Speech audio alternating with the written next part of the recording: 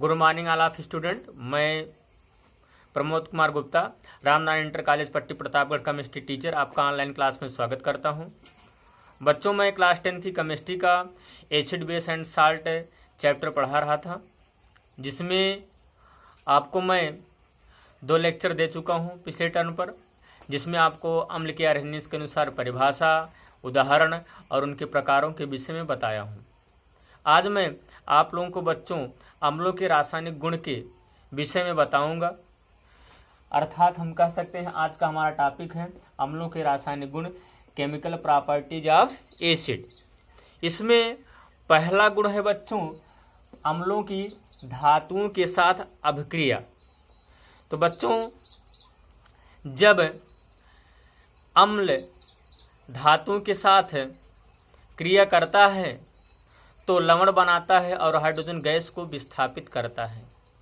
बच्चों, लेकिन बहुत सी ऐसी धातुएं हैं जो अम्लों से क्रिया नहीं करती हैं, हाइड्रोजन गैस को विस्थापित नहीं करती हैं।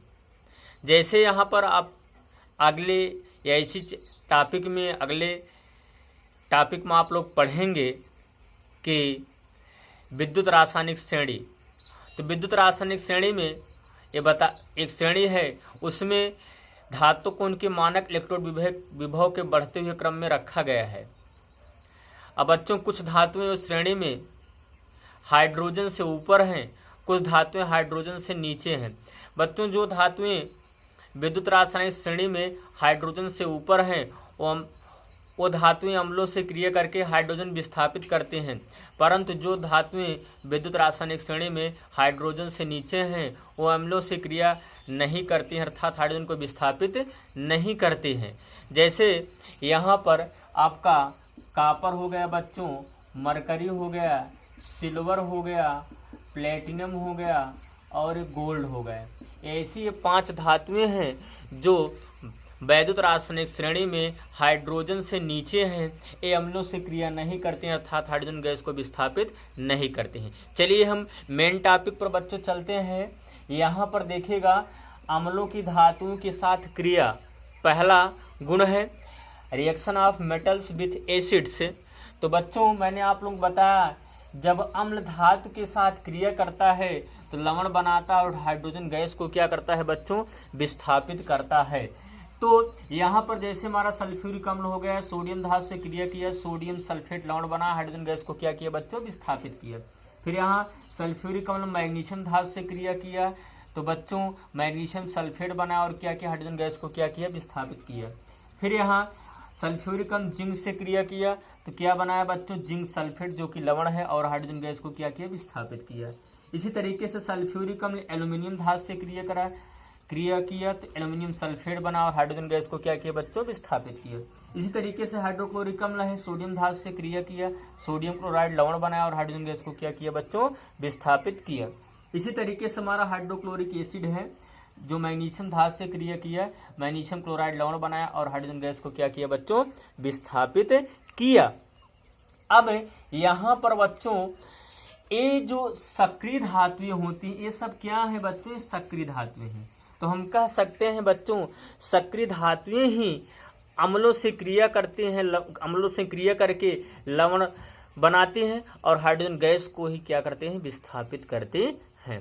मैं बच्चों अब आप लोग को अगला गुण बताने जा रहा हूं बच्चों, धातु कार्बोनेटों तथा धातु हाइड्रोजन कार्बोनेटों की अम्ल के साथ क्रिया। तो यहाँ मैं इसको रफ कर दे रहा हूं बच्चों। अगला हमारा ये पॉइंट है, देखिएगा।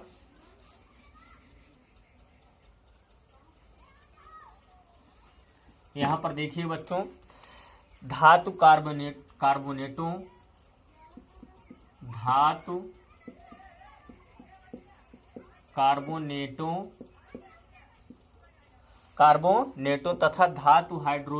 तथा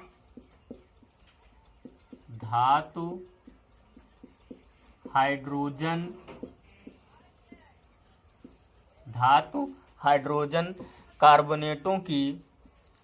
कार्बोनेटों की अम्लों के साथ क्रिया, अम्लों के साथ क्रिया, अम्लों के साथ क्रिया।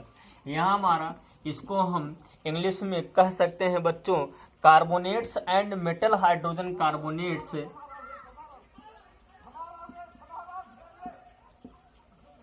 Carbonates, carbonates and metal hydrogen,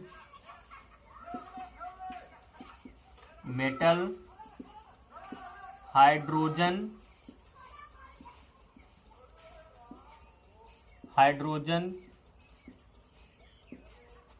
carbonates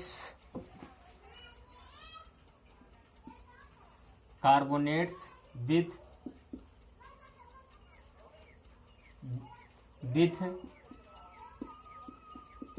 acids. ये आपको इंग्लिश में से कहते हैं carbonates and metal hydrogen carbonates with acids. तो बच्चों यहाँ पर ध्यान दीजिएगा बच्चों, यहाँ पर मैं यहाँ बताने जा रहा हूँ कि धातु कार्बोनेट तथा धातु हाइड्रोजन कार्बोनेट अम्ल के साथ क्रिया करके क्या बनाता है। तो इसमें हम देखेंगे, यहाँ लिखेंगे अम्ल धातु कार्बोनेट या धातु कार्बोनेट, यहाँ लिखा गया है धातु हाइड्रोजन कार्बोनेट। धातु हाइड्रोजन कार्बोनेट को हम बाई कार्बोनेट भी कहते हैं, तो हम लिख सकते हैं बाई कार्बोनेट गिव्स क्या, यहाँ पर बनाएगा बच्चों लवण, कार्बन डाइऑक्साइड गैस, यहाँ जगह न होने के कारण मैं CO2 लिख दे रहा हूं, और प्लस क्या बनाएगा बच्चों H2O, अर्थात हमारा क्या बनेगा बच्चों जल बनेगा।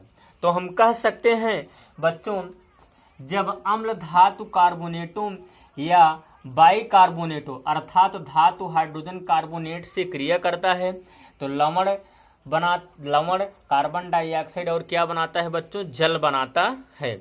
जैसे हम यहाँ धातु कार्बोनेटों में जैसे मैंने ले लिया बच्चों हाइड्रोक्लोरिक एसिड है, हाइड्रोक्लोरिक एसिड को हम सोडियम कार्बोनेट, धातु कार्बोनेटों मैंने क्या ले लिया बच्चों सोडियम कार्बोनेट से क्रिया किया तो क्या बनाया बच्चों सोडियम क्लोराइड जो कि लवण है, और क्या बनाया कार्बन डाइऑक्साइड गैस, और क्या बनाया बच्चों जल। तो हम कह सकते हैं कि यहाँ अम्ल जब धातु कार्बोनेटों से क्रिया करता है तो लवण कार्बन डाइऑक्साइड और जल बनाता है। इसी तरीके से हमारा बच्चों है हाइड्रोक्लोरिक एसिड है, जब पोटेशियम कार्बोनेट से क्रिया करता है तो पोटेशियम क्लोराइड लवण बनाता है और कार्बन डाइऑक्साइड गैस बनाता है, और क्या बनाता है बच्चों जल बनाता है। क्या बनाता है जल बनाता है। अब मैं बाई कार्बोनेटों से क्रिया करा रहा हूं अम्ल की, किससे बाई कार्बोनेट से। जैसे हमारा HCl हो गया, ए सोडियम बाई कार्बोनेट से NaCO3 सोडियम बाई कार्बोनेट से क्रिया करता है तो बच्चों सोडियम क्लोराइड लवण बनाता है, कार्बन डाइऑक्साइड गैस बनाता है, और क्या बनाता है बच्चों जल बनाता है। अब मैं आप लोगों को अगले हेडिंग बताने जा रहा हूं धात्विक अम्लों की धात्विक ऑक्साइडों के साथ अपक्रिया, अम्लों की धात्विक ऑक्साइडों के साथ अपक्रिया। ये सब मैंने जो आज हेडिंग जितने हेडिंग बताऊंगा ये सब क्या है अम्लों के रासायनिक गुण की हेडिंग है। यहाँ देखिएगा अगले हेडिंग है